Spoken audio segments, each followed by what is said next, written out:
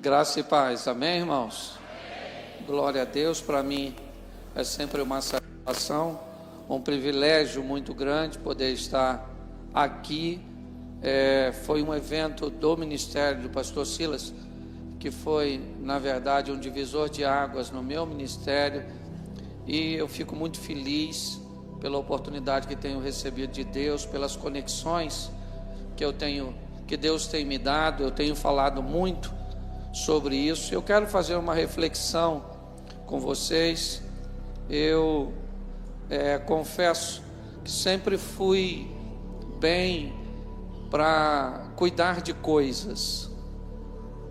Graças a Deus eu nunca tive problema para cuidar de coisas, para gerenciar as minhas coisas, as minhas finanças. Eu sempre fui muito bem sucedido nisso. E de um tempo para cá Deus tem me chamado para cuidar de gente. Eu nunca fui bom nisso. Então eu tenho aprendido a cuidar de gente, certo? E eu quero falar um pouco com vocês sobre isso. E na abertura da palavra, do Renan, ele falando de relacionamento, e eu não vou falar diretamente disso, mas lidando com gente, eu comecei a descobrir a dificuldade que as pessoas têm de manter uma constância, a dificuldade que as pessoas têm de se manter firme diante das adversidades, dos problemas. A grande maioria das pessoas que nós encontramos na nossa caminhada, ela tem por hábito usar máscaras, tentar esconder coisas que elas não conseguem resolver. Nós podemos cometer dois erros fatais na nossa vida. O primeiro é contar nossos problemas para qualquer um. O segundo é não contar o nosso problema para ninguém. As duas coisas podem fazer você sucumbir, certo? Quando você se depara com uma mulher que acabou de perder seu filho e ela recebe Geazi na sua frente, ela diz para ele: vai tudo bem. Por quê? Porque não adiantava nada abrir o seu coração para aquele moço. Quando ela chega diante do profeta, ela diz: eu falei com o senhor para não brincar comigo, meu filho está morto, certo? Então muitas pessoas hoje sofrem. Eu quero usar um texto de Neemias, certo? Uma palavra que Deus colocou no meu coração, mas eu preciso que você entenda que as suas conexões, os seus relacionamentos, eles fazem grande diferença. Vão trocar? Vão fazer grande diferença na sua vida, na sua história. Se você prestar atenção com quem você anda, por exemplo, Naamã ficou extremamente frustrado com a palavra que o profeta deu a ele. Quando o profeta diz a ele: vai lá e dá 7 mergulhos, naquele momento a casa dele caiu, a expectativa dele sucumbiu. Ele disse: eu não esperava nada disso, eu imaginei que eu chegaria aqui, o profeta sairia, colocaria a mão sobre a lepra, invocaria. Então ele estava cheio de expectativa, porém tudo que ele esperava aconteceu o contrário. Então ele disse: agora eu vou embora, porque não tem mais jeito, já era. Mas ele estava com gente, e as pessoas que estavam com ele disse: calma, cara, se o profeta te mandasse fazer uma coisa mais difícil, você não faria? Então vamos lá, nós estamos aqui com você, vamos embora, rapaz, vai lá e dá uns 7 mergulhos. Se você andar com a pessoa certa, as coisas podem ir bem. Se você andar com a pessoa errada, certo? Por exemplo, Pedro, ele estava preso, Atos 12. Herodes tinha mandado prender alguns, mandou matar Tiago, e agora manda prender Pedro, vai julgá-lo e provavelmente vai executá-lo. Estava agradando. Pedro está preso, 16 homens tomando conta dele, 2 algemados. E lá na casa de Maria, mãe de João Marco, Pedro tinha uma patotinha que ele andava junto, que não estava lá. Uma mulher que não tinha arma, não tinha material bélico, não tinha poder econômico, não tinha influência política. Andar com quem tem joelho, que conhece Deus e vai colocar a sua situação na presença de Deus, os céus se movem a seu respeito. Você tem que prestar atenção com quem você anda. Quando eu era garoto, tinha uma frase que dizia: diga-me com quem você anda e eu te direi. É mais ou menos assim, certo? E naquela oração o anjo entrou naquela prisão, chegou lá, tocou em Pedro e falou: acorda aí, irmão, coloca sua sandalinha, pega a capa. Entrei com alvará de soltura, tu tá livre, vamos embora. Ele passa por ali, o portão se abre, Pedro está confuso, não sabe o que está acontecendo. E quando chega lá fora, o anjo vai embora. O Pedro fala: nossa, estou solto. E agora? Que é isso? O que aconteceu? Sai correndo para a casa de Maria. Mãe de João Marcos chega lá, bate na porta. Olha que coisa estranha. A porta do presídio abriu para ele e a porta da casa da mulher está fechada. Não é esquisito? A porta abriu para Pedro ou não? Sim ou não? Não, a porta abriu para o anjo. Tem porta que só vai se abrir se você estiver andando com a pessoa certa para que a porta se abra. Então suas conexões, seus relacionamentos, você tem que ter cuidado com isso, ok? Se você anda com a pessoa certa, elas abrem porta para você. Por que eu estou aqui? Porque eu comecei a andar com gente que abria portas. E eu cheguei aqui. Amém? Amém? Então eu preciso tentar te dar algumas informações. Eu sei que aqui tem teólogo, tem astrólogo, tem tudo aqui hoje, ok? Tem gente que já... Eu fico até com vergonha. Às vezes eu pergunto: Senhor, o que eu estou fazendo aqui?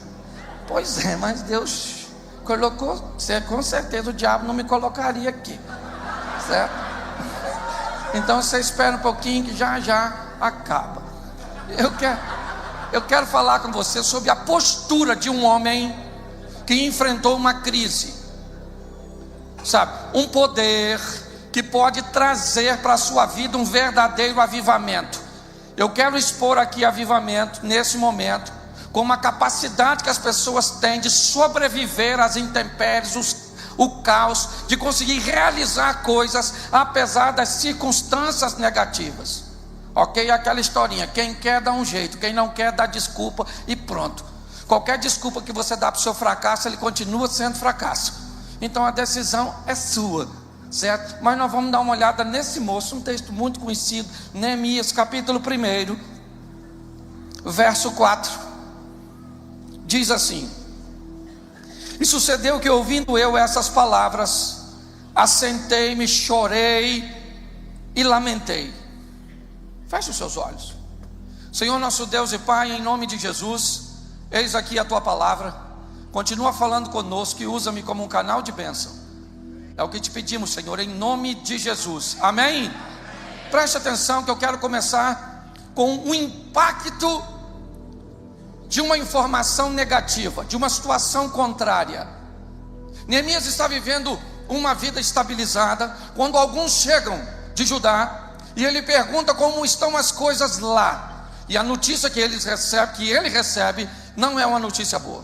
Nossa cidade está assolada, os portões quebrados, o povo está em humilhação, ok? Ou seja, neste momento acontece algo com Neemias, algo que o coloca para baixo. Por quê? Porque toda informação negativa traz um impacto negativo. Ele recebe a notícia de que as coisas não estão bem lá, e nesse momento ele se assenta, chora e lamenta. Por quê? Porque apesar de servo de Deus, ele é um ser humano. Notícias ruins, perdas. Você vai fazer um exame e descobriu que tem algo que você não gostaria de ter. Você vai viver uma separação, a perda de um ente querido, a perda de um emprego que você praticamente dedicou a sua vida inteira e agora no final te mandaram embora. A traição, seja o que for. Como nós lidamos com coisas negativas? Como nós sobrevivemos a isso? Nós sabemos que a Bíblia diz que todo dia traz consigo o seu mal. Nós sabemos que no mundo teremos aflições, mas a teoria ela é diferente da prática. Eu sei de tudo isso, mas como eu me comporto, como quando as coisas não saem como eu gostaria que elas saíssem. O impacto da perda, da dor, do caos, da humilhação, da dificuldade. Eu quero que você faça uma analogia do que esse moço está vivendo. Ele recebeu um impacto, e nesse impacto ele senta, ele chora e ele lamenta. Por favor, não tente sabotar o seu momento de dor. Se a hora é para chorar, é para chorar, irmão. Senta e chora, chora, chora, chora. Certo?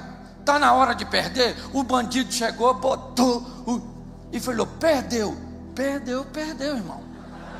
Fala para ele: a Bíblia diz: há tempo de ganhar e há tempo de perder. Chegou a hora de perder. Isso aí é um texto bíblico que você está citando para mim. Pode até baixar a arma que eu vou obedecer. Pronto. Porque tem gente que parece que não tem habilidade para lidar com os momentos de perda, de dor, de crise. Morreu alguém, não vou chorar, porque está com o Senhor. Está com o Senhor, miserável, mas chora. A Bíblia diz: se você morrer e ninguém chorar, é melhor que você não tivesse nascido, que você fosse um aborto. Ana, tem gente que acha que não pode chorar, que não pode sofrer, que não pode. Não, você pode. É isso que ele faz, ele se senta. Salmo 133 ou 137, às margens, junto dos rios da Babilônia, nós nos assentávamos e chorávamos, lembrando de Sião. A turma está indo para o cativeiro. Qual é a hora? Chorar mesmo. Se hoje você está na hora do choro, chora, não engole não. Viva a sua crise, viva a sua dor com dignidade. Mas sabe o que eu gosto desse texto? É que diz assim: e ele sentou, chorou e lamentou por alguns. Pois é, você pode sentar, chorar, lamentar, espernear, isso, mas tem que ter tempo para esse troço acabar.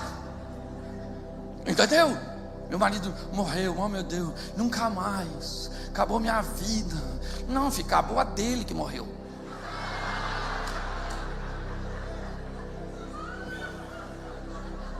Entendeu?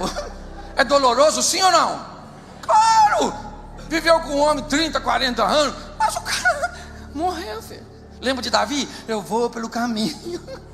Isso, todo mundo morre, ele só foi na frente.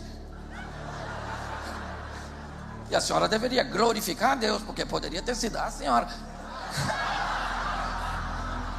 É só uma questão de perspectiva.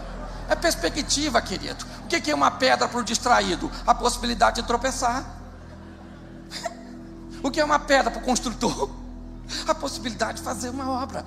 O que era uma pedra para Miguel Ângelo? A possibilidade de fazer, né, uma estátua, uma obra-prima. O que é uma pedra para o viajante? Um banco. Você que olha, um pessoal assim desanimado. A gente fala muito bem, mas na hora de viver é o problema. Não, sentei, chorei e lamentei por algum tempo. O choro pode durar mas a alegria vem. Isso, tempo. É o tempo de luto. Chora. Mas você tem que fazer essa dor diminuir a ponto de não impedir que você tenha um poder de reação. Ok? Por alguns dias. Pronto. E passou o dia. Passou.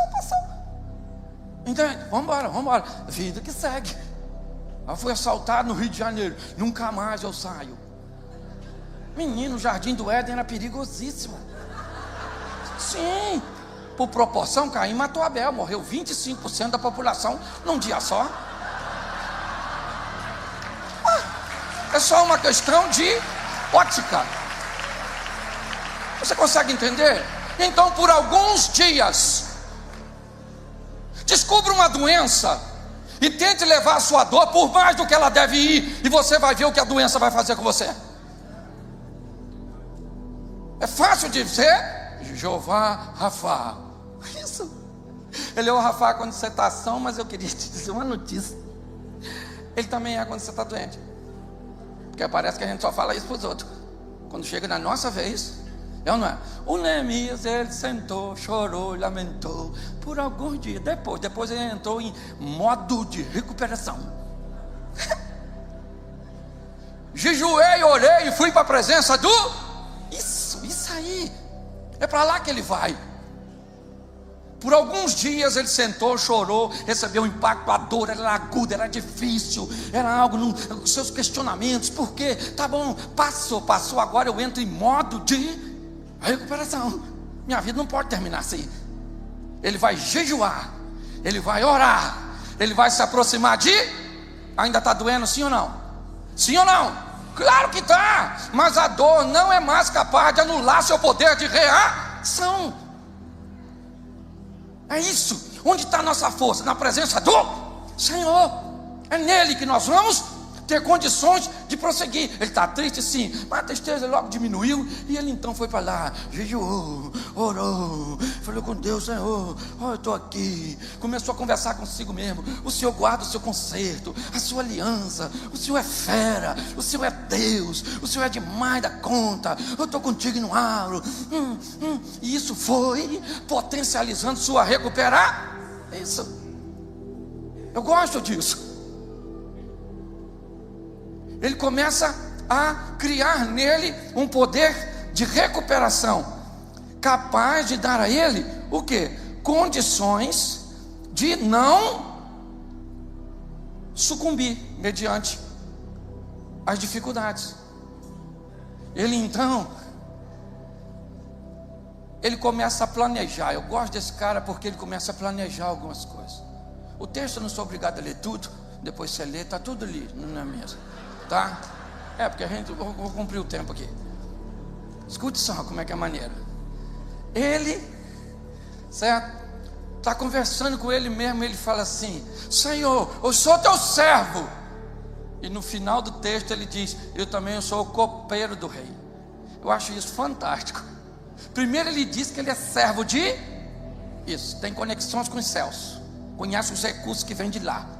Segundo, ele diz que é copeiro tem contato com o rei, também tem conexões boas aqui.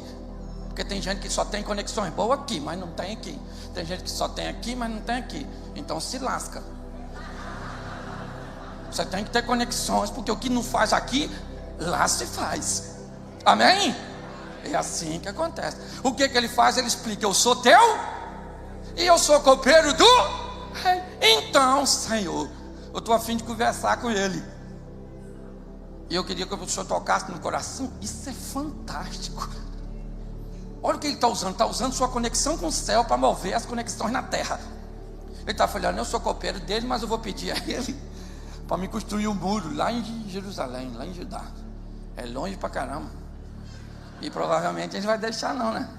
Sou só um copeiro. Mas enquanto eu sou copeiro dele, eu sou teu servo. Eu posso não ter uma posição tão influente aqui, mas eu conheço um Deus muito influente. Eu não sei, talvez você não tenha tantos recursos, você não tenha tanta coisa. Então você não tem aqui. Quem é você? O copeiro, o gari. Quem é você? O empresário, o pastor, o médico, o advogado, o Zé Ruela. Quem é você? Eu não sei quem você é. Você pode ter alguma função ou função. Isso não é muito problema. O negócio é o seguinte: antes de ser copeiro, seja servo de. Antes de ser empresário, seja servo de. Antes de ser pastor, seja servo de. Porque de lá vem o poder para mover aqui. Você consegue entender? Então é isso. Olha só, ele está dizendo: eu sou teu servo e sou copeiro do. Então eu preciso que o Senhor mova o coração dele. Olha só, agora ele vai por uma coisa que eu acho sensacional, que muita gente não gosta, e isso derruba o avivamento de muita gente, faz muita gente desanimar: planejamento.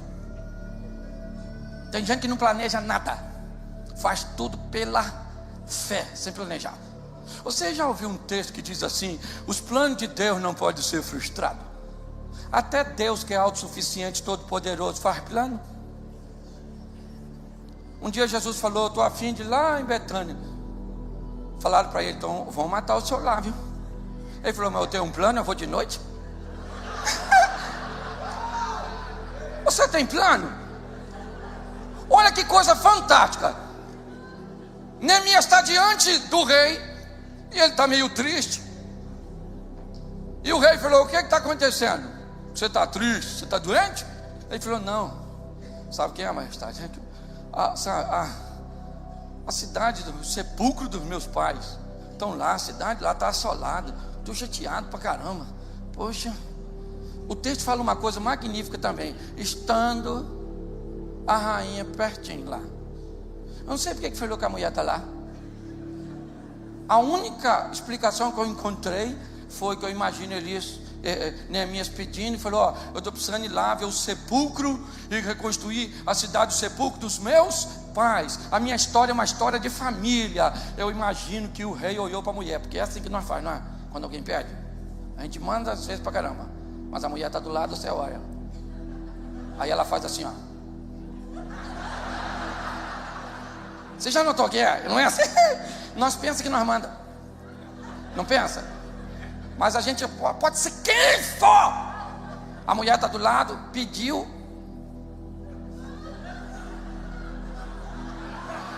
Aí o rei, claro, vamos resolver isso aqui agora. Sim. Isso é a maior verdade do mundo. Escute só. O rei olha para Neemias e diz: me pede o que você... Meu irmão, preste atenção. Me pede o que você quer. Eu tô chateado assim, sabe? A cidade está lá, destruída. Queria que o senhor visse aí qual é a brecha. Se não dá para construí-la. Quando o cara pergunta: o que você quer? Ele já tem um plano. Já está tudo aqui, ó. Ele falou: o que eu quero? Eu quero reconstruir os muros. Estou precisando de carta para passar nas terras. Eu queria que o senhor mandasse também um aviso para o Asaf, que é lá o homem da madeira, porque eu vou precisar de um alojamento, eu vou precisar disso, eu vou precisar daquilo. O cara tem planos. Faça planos, querido. Deus tem compromisso com quem tem planos. Eu sou pastor de uma igreja em Xerém há 4 anos. Nós montamos uma igreja para 200 pessoas. Xerém, sabe onde é Xerém? Xerém foi feito no 6º dia depois que Deus fez o homem. Estava indo embora e se lembrou e falou: Xerém, é lá onde eu moro. Você está entendendo? Glória a Deus. Amém? Xerém. Um local pequenininho.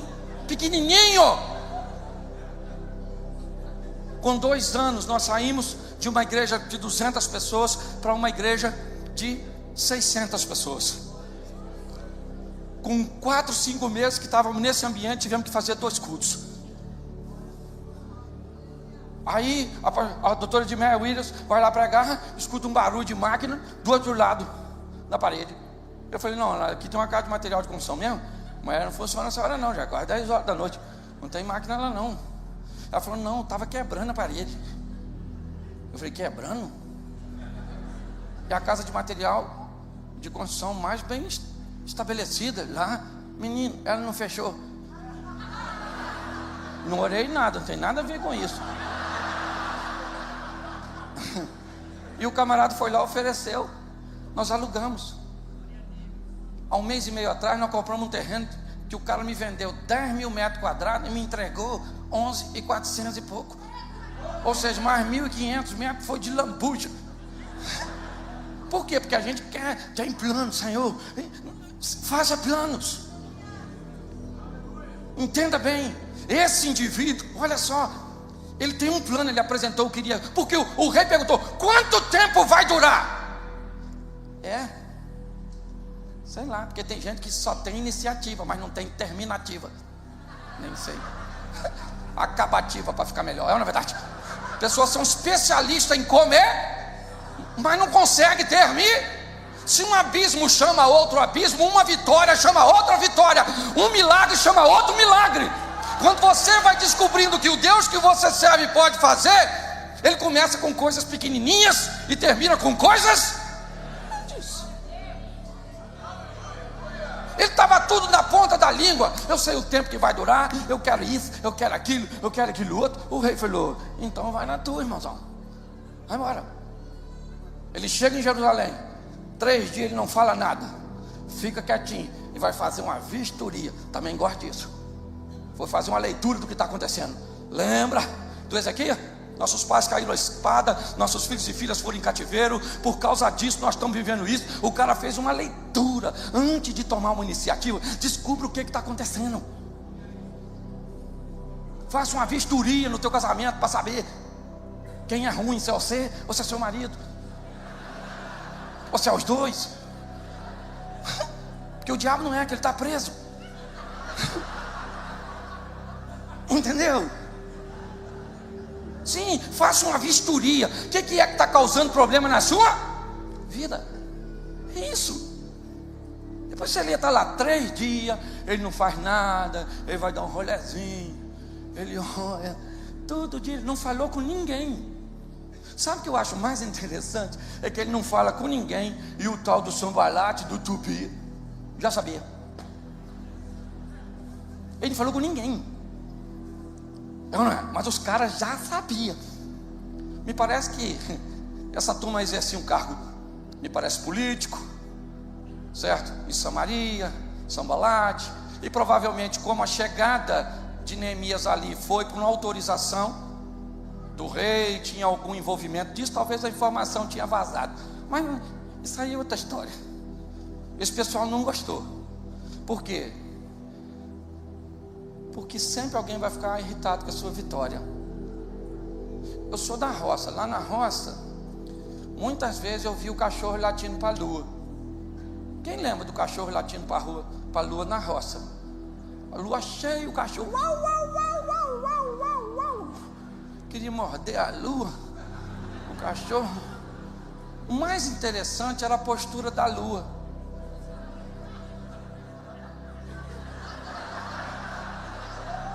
Pois é, querido, deixa os cachorros latir, você veio para brilhar. Deixa latir, vão latir, que fique latindo. A lua nunca deu confiança para o cachorro. Será que você vai estar a fim de dar? Dana-se. O pessoal não gostou do que Deus estava fazendo. E o Neemias chamou a turma e falou: aí, rapaziada, deixa eu falar com você o que está acontecendo. Ele cria uma motivação no povo. Por quê? Porque o rei só mandou os recursos, os materiais, mas não mandou mão de obra. Então Neemias chega lá e falou: aí, rapaziada, chega aí que eu vou falar para vocês. Sabe, eu sou copeiro, sou mesmo copeiro, mas eu sou servo de Deus. Fui falar com o rei, aconteceu assim, assim, ele me deu as cartinhas. Olha aqui para aí, tudinho, isso, então nós vamos construir. Ele cria uma motivação. Hoje o maior desafio da liderança é conseguir motivar o povo. Porque o povo sai às vezes do culto motivado, mas essa superficialidade faz com que a motivação vá embora na mesma velocidade que chegou. Você prega para o cara assim: você vai vencer, você vai vencer, você vai vencer. Aí o cara fala assim: eu vou vencer, eu vou vencer. Isso, o pessoal falou lá, pô, um montão de pregação que eu vou vencer. Isso, o pastor Chico falou que eu vou vencer, eu vou vencer, eu vou vencer. Isso. Aí acabou o culto. Aí você vai para casa no seu carro: eu vou vencer, gente. Eu vou vencer. Falou que eu vou vencer, eu vou vencer, eu vou vencer mesmo, eu ia vencer mais lá no culto do que agora. Diminui um pouquinho, mas eu ainda vou vencer. Isso. Aí você dorme, amanhã cedo você acorda, você fala assim: eu vou vencer, gente, eu preciso vencer, gente. Eu não posso perder, eu preciso vencer. Nossa, eu vou vencer sim, eu vou vencer. Eu vou vencer. No final desse dia você está assim: eu vou vencer? A frase continua a mesma, só muda a pontuação. O grande desafio é motivar a turma. Por isso que o povo tem que estar na igreja direto. Porque acabou a motivação, você vem de novo. Vamos embora, eu ia vencer ontem, mas eu cheguei aqui perdendo. Vamos embora, miserável, você vem de novo. E assim que as coisas funcionam. É ou não é? O cara, ele tem um propósito, ele tem uma finalidade. Não é um sambalato, não é um tubi. Não, essa turma não vai desanimar o cara. Ele foi lá, explicou o que Deus estava fazendo na vida dele, disse o que o povo era capaz de fazer e colocou o povo para trabalhar. Isso. Colocou o povo para trabalhar. E o pessoal falou: esse murinho vai cair, não sei o quê. E eles estão trabalhando. Ele é esperto, botou os caras para trabalhar na frente da casa deles. Porque os caras estão trabalhando para proteger sua própria casa, sua própria família. Mas a oposição, ela é terrível. E se tem uma coisa que é legal, é a oposição. Porque normalmente ela nos empodera. Não é? Quem sabe lidar com oposição. Por exemplo, quer ver? Assim, às vezes a senhora descobre que lá na empresa onde seu marido trabalha, a senhora apareceu lá e tem um mulherão. O que a senhora pensa? Vou melhorar a minha carcaça, porque a concorrência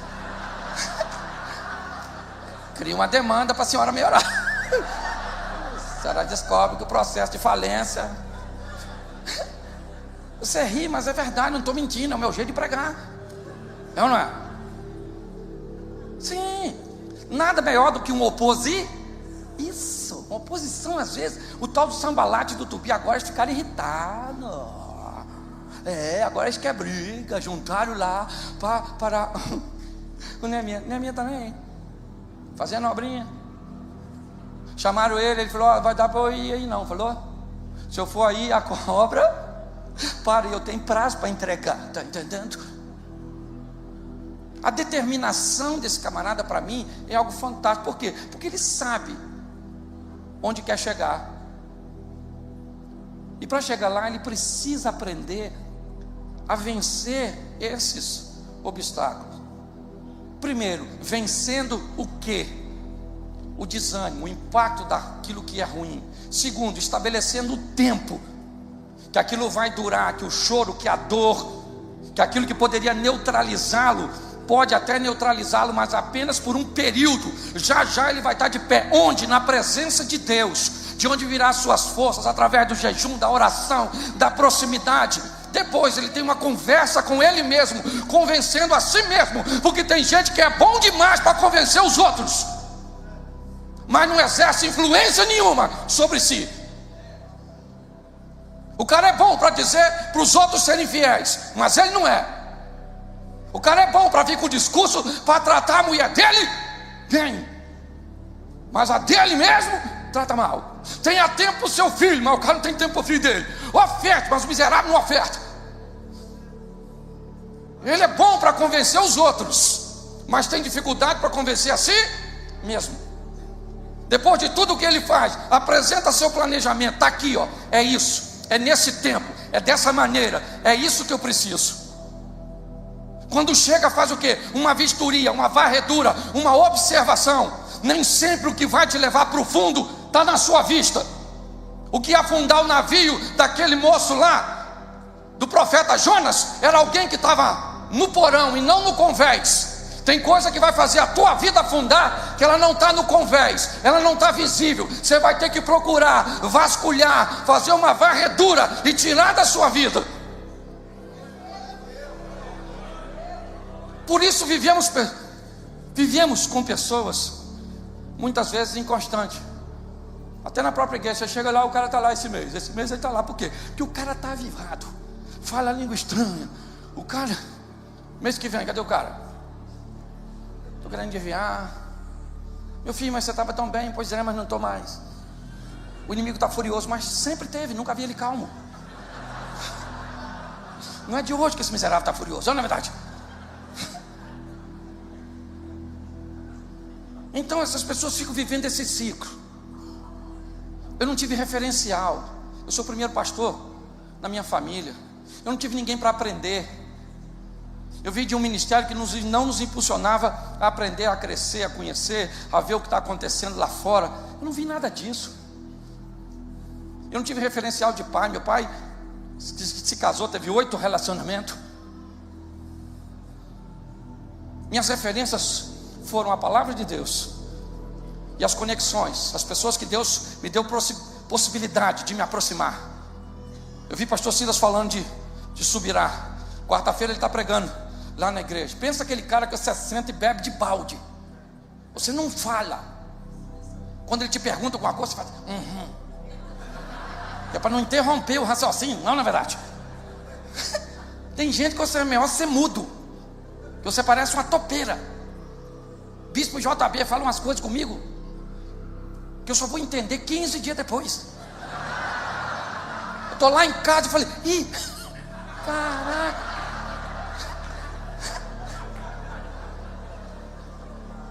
Sim, ela fala umas coisas que a gente faz assim, ó. Para o mar. A gente vai aprendendo, vai vivendo, estabelecendo nossos relacionamentos. Agora com quem você anda? Olha o profeta, o Isaías. Eu sou um homem de lábios impuros, porque habito no meio de um povo de impuros lábios. O Isaías. O Isaías falou, me lasquei porque juntei com quem estava lascado.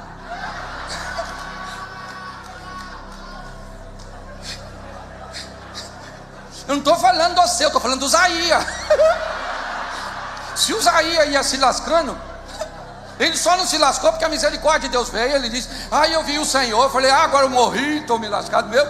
E aí um serafim voou até mim com a brasa na mão, tocou meus lábios e me disse: tua iniquidade foi tirada, teu pecado foi apagado.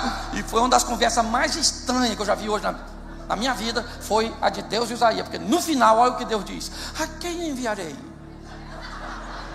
Só tem os dois. Usaías falou: quem ele vai enviar? Eis-me aqui, vou eu mesmo. Escute, não, peraí, rapidinho. Escute só. Reveja seus valores. Realinhe seu posicionamento, porque nós estamos numa guerra e ela tem se intensificado cada vez mais, tem se tornado muito mais clara a cada dia. E o que nós vemos? Valentes caindo. Parece que nós estamos vivendo uma batalha da Idade Média. Todo mundo correndo e você está com a sua espada aqui. O céu cadê o cara que estava aqui? Caiu, maluco. E tu não pode, porque lá vem o outro. Você vai e o outro que estava aqui. Caraca. Não é assim. Todo dia tem uma história: o miserável traiu, o outro fez isso, a outra não sei o quê. Fui numa igreja esse dia que os dois diáconos foram morar junto.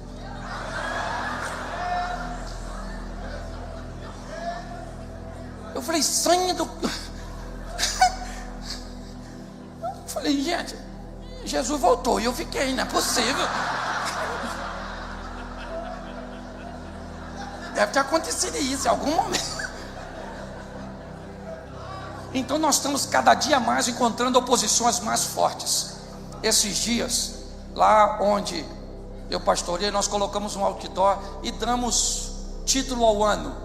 O ano do crescimento, o ano, e eu acho bonito. Um dia, estava chegando um amigo, e eu todo orgulhoso, falei para ele: aquele outdoor lá é o outdoor da igreja. O ano. Aí ele falou assim: nossa, vocês são cabecinha ruim. Eu falei: como cabecinha ruim, rapaz? Eu botei lá um ano todo aí para o pessoal orar. E ele falou: pois é, vocês estão pensando no ano, o PT está pensando em 20. Os caras já estão planejando para frente aí, para como vai arrebentar vocês, vai lascar. E o cara nem crente era. Eu olhei e falei: eles pensam assim tão longe? Eu falei: caramba, só estou pensando nesse ano, caraca. E eu ia deixar para descobrir o tema só no ano que vem, no começo. E assim que funciona, não está para parar não, meu filho. O justo vive e dá, e ele não retrocede, ele vai adiante. Então nós temos que ser avivados. O que é avivado? Avivado é ser cheio do Espírito, sim, meu filho, mas também é ter força para não parar. É para continuar olhando, vamos embora. Você sabe o que acontecia na primeira guerra com as armas que mudaram na segunda? A primeira guerra, as armas tinham mais poder de fogo e matavam mais. Na segunda guerra diminuíram a intensidade das armas, para que ela ferisse mais do que matasse. Porque um soldado ferido, ele precisa pelo menos de 1 ou 2 para se deslocar. Está assim de gente doente, precisando de ajuda. Qualquer coisinha para. Você fala: pastor, não vim à igreja. Por quê, meu filho? Não vim porque eu não estava afim e ninguém foi me visitar.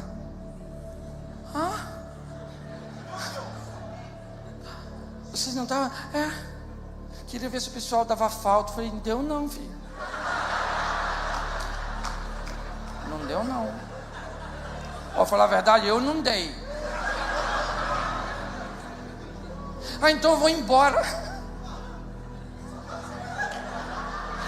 Embora para onde, filho?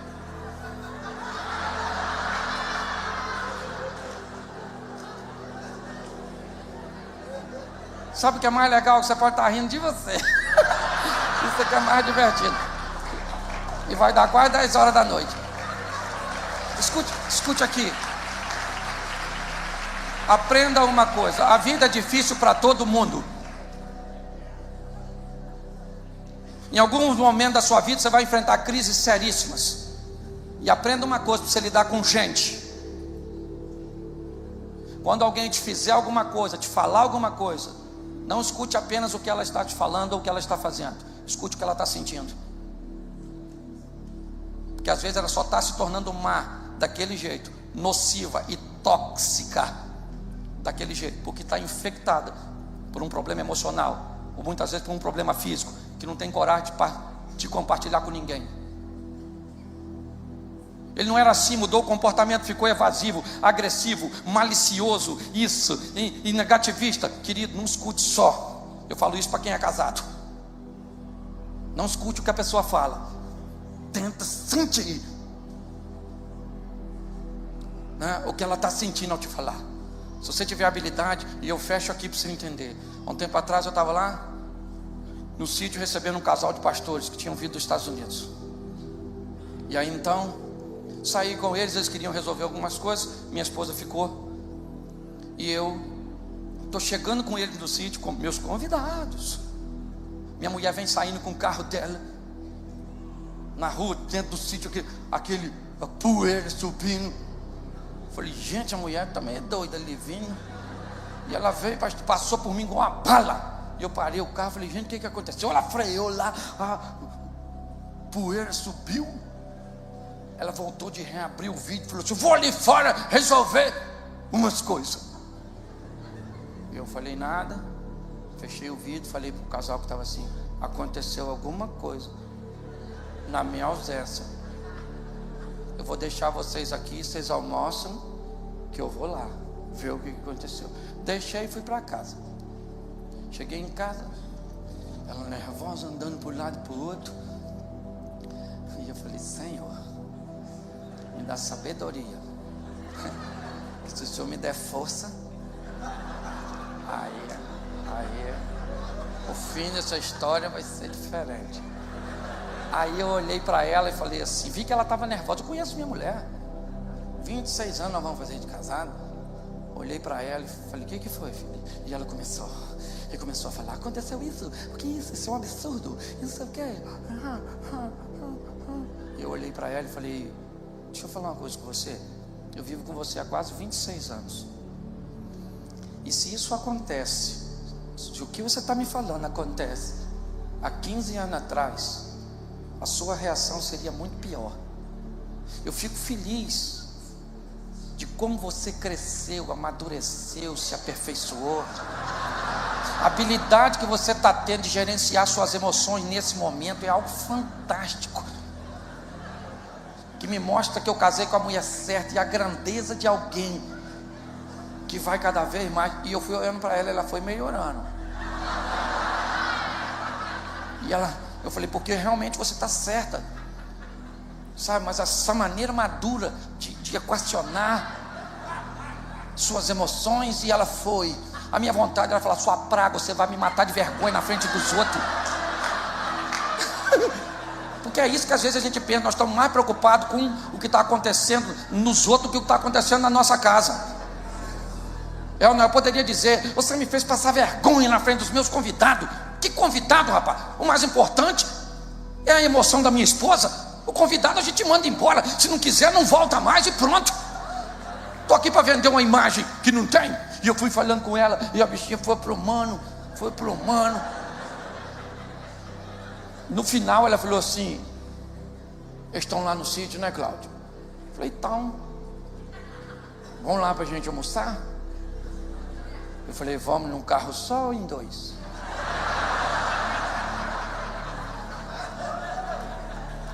É assim. Se você aprender, dificuldade vem para todo. Quem aqui é casado? Levanta a mão. Pois é, você sabe o que eu estou falando. É desafiador ou não é? Mas é possível. Mas tem que ter avivamento. Isso.